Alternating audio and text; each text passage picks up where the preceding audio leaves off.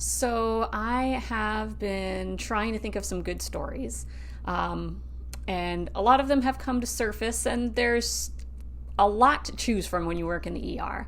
But the one that has stuck with me, it was the first one that popped into my head when you asked the craziest story, is probably one where I was a little bit fearful for our doctor. So this patient came in for mental health issues, and he wasn't my patient, so I really don't know exactly what was going on. But all I know is that he didn't fit the criteria to be admitted into the psych ward, and this made him very frustrated and angry, and obviously he wasn't getting the services that he needed, and he started throwing things in our little room. And our rooms are glass doors.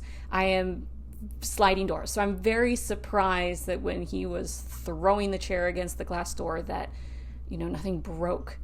But the MD, the doctor who was in charge of this patient, was a petite little, 5'2" tiny person like me, who just walked into that room very slowly and carefully, but she walked into that room all by herself.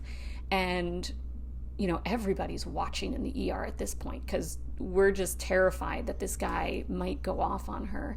But she was able to calm him down and de-escalate the situation. And thank goodness, because I was really scared for her. I mean, I don't think I would feel comfortable walking into that room. But it's unfortunate because what ended up happening is, because he was angry and throwing this stuff around, we did admit him. And I don't know what might have happened after that, if he had any consequences besides just being admitted to the psych facility. But hopefully he received the services that he needed. The most heartfelt moment that I've had was also a really tough question.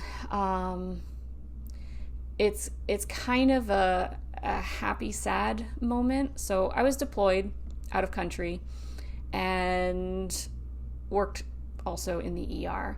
And we had some pediatrics come in. Those are kids. You're taking care of kids. And thank goodness I didn't have kids at that moment, because I think I would have been a mess. I don't know. But these kids were caught in crossfire. We were at a location where we were in a supportive role. We weren't actively fighting and going after people. The country's army at that moment was completely in charge. We were just there as a supporting unit, and we would get a lot of their soldiers and a lot of civilians through. And when you get the kids, it just sinks your heart. Like, they were exposed to this, and as sad as it was, I am happy that we were there to be able to take care of them, because we had amazing services. Even though we were a very, very tiny little hospital, we were there and we were able to give them the appropriate care that they needed. So, I was happy that we were able to provide those services. So those are my answers.